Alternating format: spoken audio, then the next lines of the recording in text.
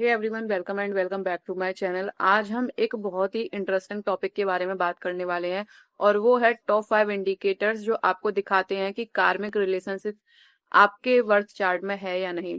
Life के दौरान जो भी कार्मिक रिलेशनशिप आते हैं वो हमें सिखाने के लिए आते हैं, ना कि वो परमानेंट होते हैं। और ये तब तक आते हैं जब तक आप उससे रिलेटेड जो भी लेसन है वो सीख नहीं लेते, जो आपको रिलेशनशिप में फेस करने पड़ सकते हैं।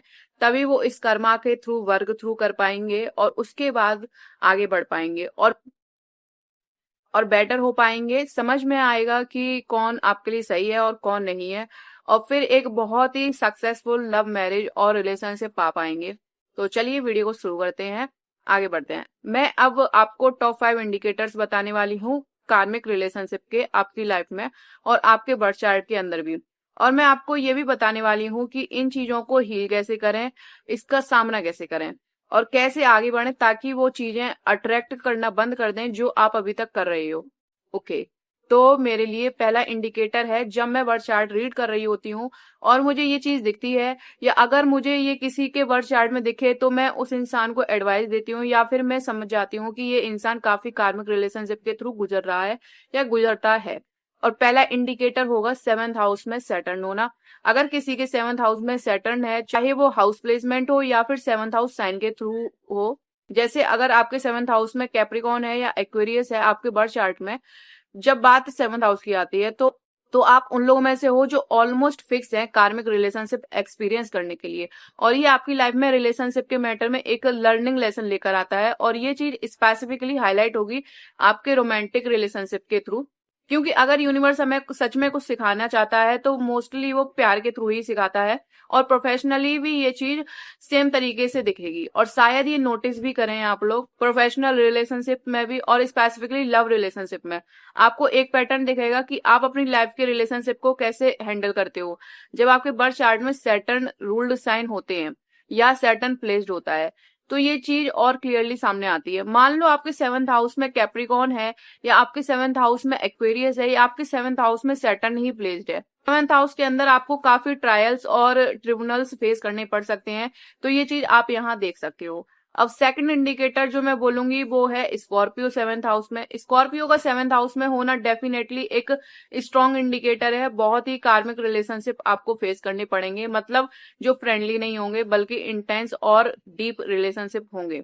तो आपको काफी इंटेंस कर्मा के थ्रू नेविगेट होना पड़ेगा जब स्कॉर्पियो आपके 7th हाउस में होगा, चाहे वो नेटल प्लेसमेंट हो या फिर साइन के थ्रू हो। मतलब अगर स्कॉर्पियो 7th हाउस में हो, ये प्लेसमेंट डेफिनेटली एक स्ट्रॉन्ग इंडिकेशन है कार्मिक रिलेशनशिप का। अब तीसरा इंडिकेटर जो मैं बोलूंगी वो है Saturn ruled sign 5th house में होना। हाउस हमारे रिलेशनशिप को इंडिकेट करता है। ऐसे इंसान हो सकते हो जो कर्मा के थ्रू सीख रहे होते हैं। जब आप खुद को लोगों के सामने रखते हो या जब आप अपने आप को एक्सप्रेस करते हो, और जब आप ऐसे करते हो लोगों के रिएक्शंस या सिर्फ खुद को ओपनली एक्सप्रेस करना ही आपके लिए काफी मुश्किल हो सकता है, स्पेसिफिकली जब सैटर्न आपके 5th हाउस में होता है। एक्वेरियस भी एक्सटेंशन में इस हाउस में आपके लिए काफी टेस्टी या डिफिकल्टी फेस क्रिएट कर सकता है।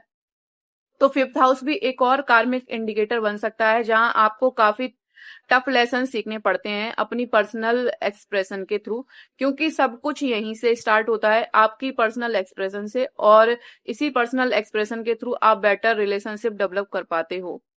अब तीसरे इंडिकेटर की हम बात करेंगे आपके 7th हाउस के अंदर या 5th हाउस के अंदर या 7th हाउस में एक्वेरियस होने पर, क्योंकि ये आपकी लाइफ में काफी अनकन्वेंशनल लोग और अनकन्वेंशनल रिलेशनशिप अट्रैक्ट करेगा।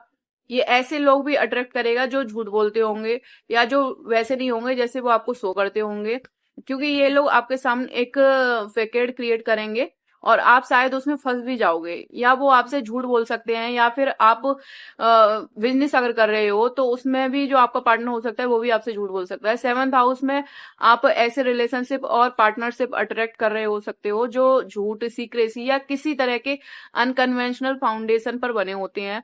लोग आपकी लाइफ में आएंगे और आपको लगेगा कि वो एक तरीके के हैं, लेकिन वो एक्चुअली बिल्कुल डिफरेंट निकलेंगे, और ये एक ऐसा कर्मा है वो वर्क थ्रू करना ही पड़ेगा। मान लो आपके 7th हाउस में कैप्रिकॉन है तो आपको एक प्रॉपर एक्सपीरियंस मिलेगा जहां आप सीखोगे कौन झूठा है, कौन मैनिपुलेटर है, क्या होता है कार्मिक रिलेशनशिप, और कौन वैसा नहीं है जैसे वो शो करता है। क्योंकि आप देखोगे कि ये सब आपके रिलेशनशिप का एक कॉमन पैटर्न बन जाता है। अब हम नेक्स्ट इंडिकेटर की बात करेंगे। जब आपके 5th हाउस में पाइसेस हो या 7th हाउस में पाइसेस हो, आप ये नोटिस करोगे कि ये चीजों को काफी कंफ्यूजिंग बना देता है। और यूजुअली ऐसा इसलिए होता है क्योंकि जिसके पास ये प्लेसमेंट होता है वो रिलेशनशिप को फैंटेसाइज करता है, फ्रेंडशिप को फैंटेसाइज करेगा। वो इमेजिन करता है कि सामने वाला इंसान ऐसा होना चाहिए, रिलेशनशिप ऐसा होना चाहिए। पार्टनरशिप हो या कोई भी रिलेशनशिप हो, आप ये पाओगे कि लोग वैसे नहीं होते जैसे आप उन्हें समझते हो। कि लाइफ का एक लेसन बन जाता है कि आप रिलेशनशिप में थोड़ा ज्यादा प्रैक्टिकल अप्रोच लेकर जाओ। तो ये चीज आप यहाँ देख सकते हो। अब नेक्स्ट इंडिकेटर ये होगा कि जो भी प्लैनेट्स मैंने अभी तक नाम लिए हैं, अगर वो ट्रांजिट कर रहे होते हैं आपके 5th हाउस या 7th हाउस में, जो भी प्लैनेट मैंने इस वीडियो में मेंशन किए हैं, अगर ये प्लैनेट आपके 5th हाउस या 7th हाउस में ट्रांजिट कर रहे होते हैं तो आप एक प्रॉपर कर्मा एक्सपीरियंस करोगे। और ऐसी सिचुएशन आएंगी जहां आपको एनर्जी को मैनेज करना पड़ेगा, थोड़ा ज्यादा एफर्ट्स डालने पड़ेंगे। तो ये चीज आप यहाँ देख सकते हो।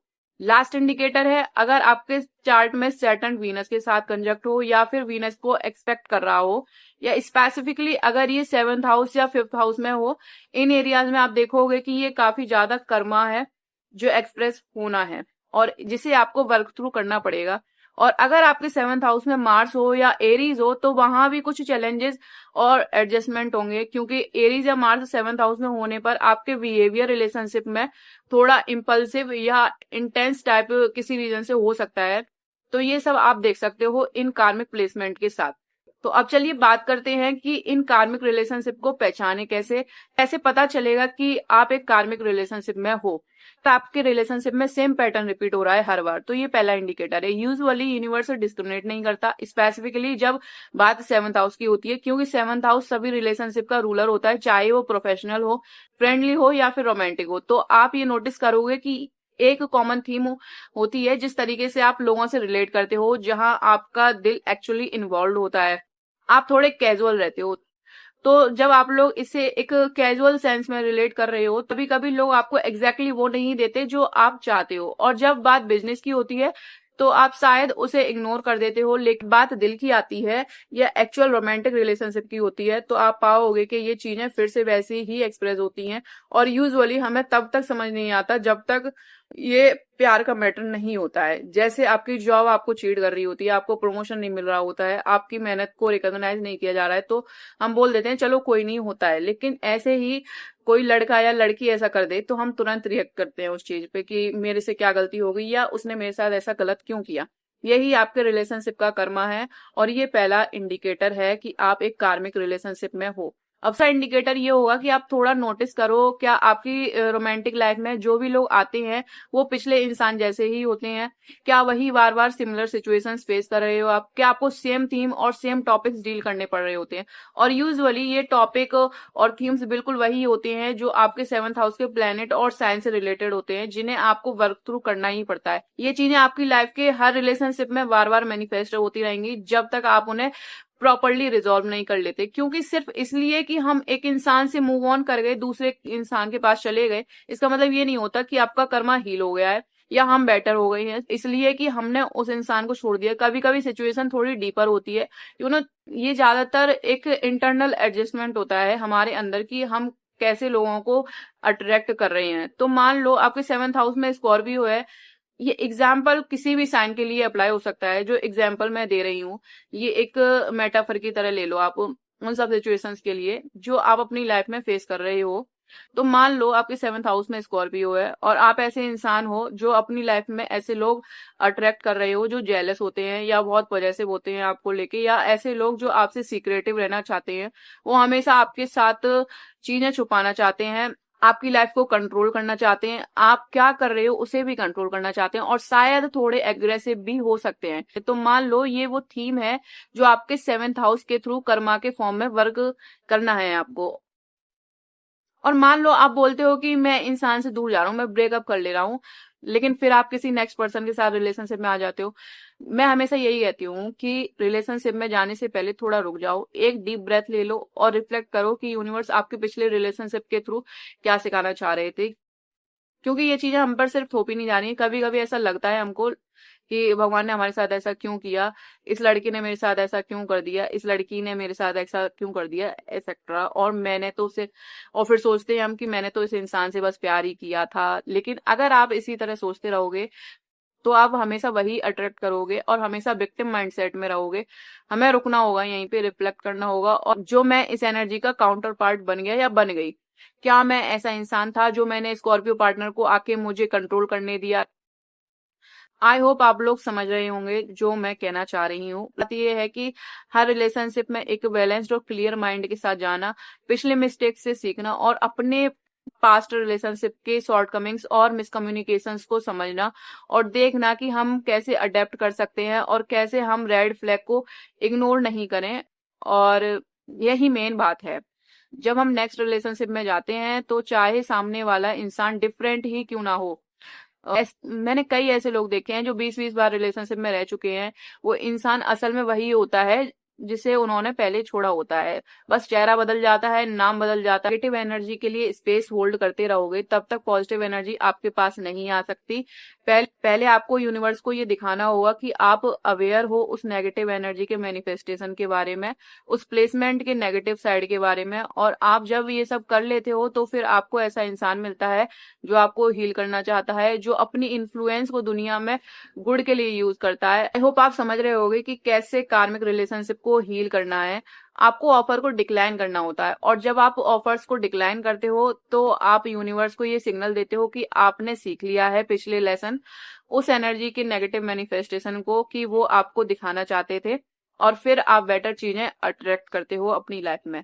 यही तरीका है अपना कर्मा हील करने का। मैं उम्मीद करती हूँ कि ये वीडियो आपको गाइडेंस दे पाई होगी और आपको थोड़ी इंसाइट और क्लियरिटी मिली होगी कि कैसे आप अपने कार्मिक रिलेशनशिप को समझ सकते हैं और हील कर सकते हैं। अगर ये आपको हेल्प करे तो मुझे जरूर बताना। और अगर आपके चार्ट में कोई ऐसी प्लेसमेंट है जो आपको लगता है कि कार्मिक रिलेशनशिप क्रिएट कर रही है तो मुझे जरूर बताना, और मुझे कमेंट में ये भी बताना कि आपके चार्ट में कौन से नेगेटिव या कार्मिक प्लेसमेंट या कंजक्शंस हैं।